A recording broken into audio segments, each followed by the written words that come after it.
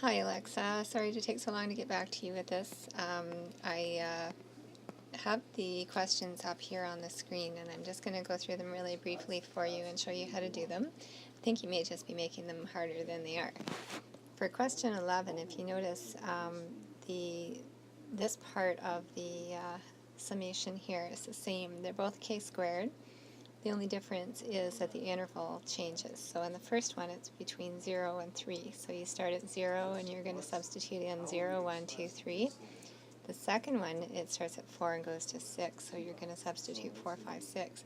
So if we want to write that as one summation, we're just going to write k equals 0 to 6 of k squared like that. And that gives us the combination of the two things.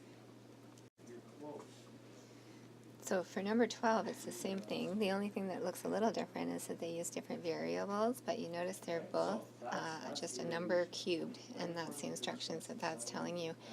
And so again, it goes from 0 to 5 this time, and then from 6 to 10, and so let's just write the summation here as the sum of all terms from k equals 0 to 10.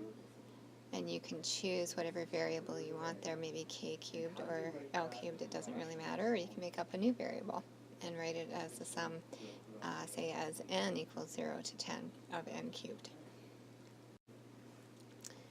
Alright, for question 13, what you want to do first is try to determine the pattern that they're using to generate that list of numbers. The way that we do that is we try to do it by term number, and so we've got term 1, term 2, term 3, and so on, and that is usually referred to as n. So for n equals 1, we have an answer of 3. For n equals 2, we get an answer of 7, and so on. The pattern that exists for this one is if we take 4 times n, 4 times the term number, and subtract 1 from it, we end up with the term. So any general term Tn comes from 4n minus 1. So now that we figured that out, that was the hard part. You want to just sum it up, and you want to start at n equals 1 for our first term, and we want to go all the way out to n equals 120 if we want the first 120 terms of 4n minus 1. And that'll give you the sum of the first 120 terms.